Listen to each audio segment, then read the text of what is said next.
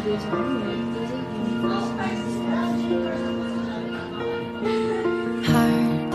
beats fast, colors and promises.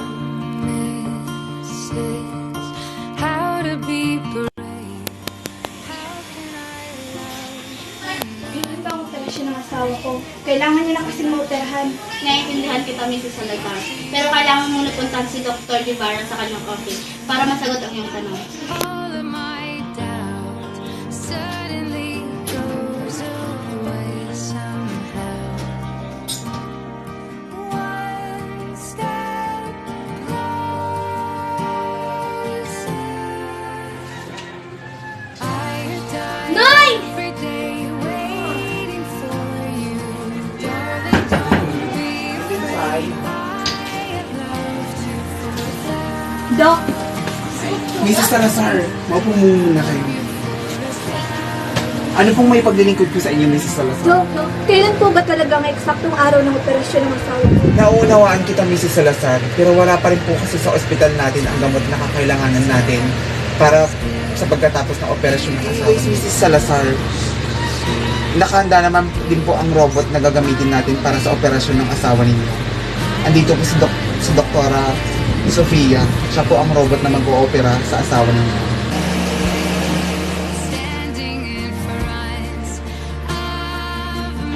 Ganun ba? Salamat po. Walang anuman, Mrs. Salazar. Ganon din naman po kami lahat, mga doktor. Handa po namin gawin ang lahat para tulungan po ang asawa ninyo.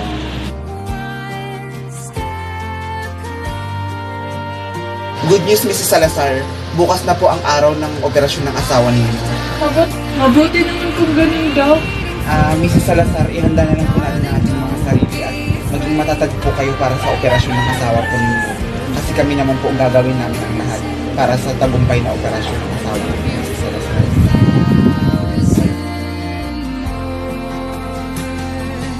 all along, I believed I would find you. Time has brought your heart to me. I have loved you for 1,000 years. I love you for 1,000 more. Nay, magiging okay din ang lahat. Magpakatatag ng tayo. Alright, it's 12:30. Let's start the operation. Check the blood pressure. Stable.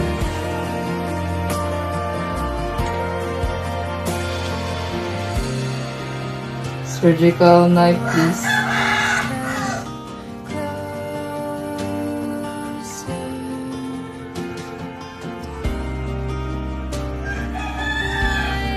Step closer.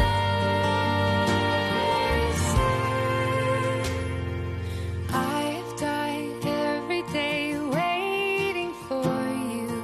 Darling, don't be afraid. I have loved you for 1,000 years. I love you for 1,000 more. And all along, I believed I would find you. Time has brought your heart to me. I have loved you for 1,000. Pressure is normal. Successful operation.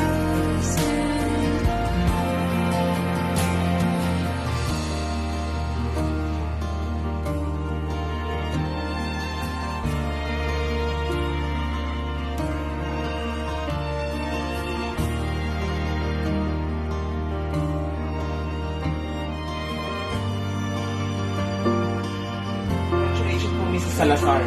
Naging matagumpay pang operasyon ng inyong mga asawa. Maraming salamat po. Walang anuman, Mrs. Salazar. Maraming salamat po.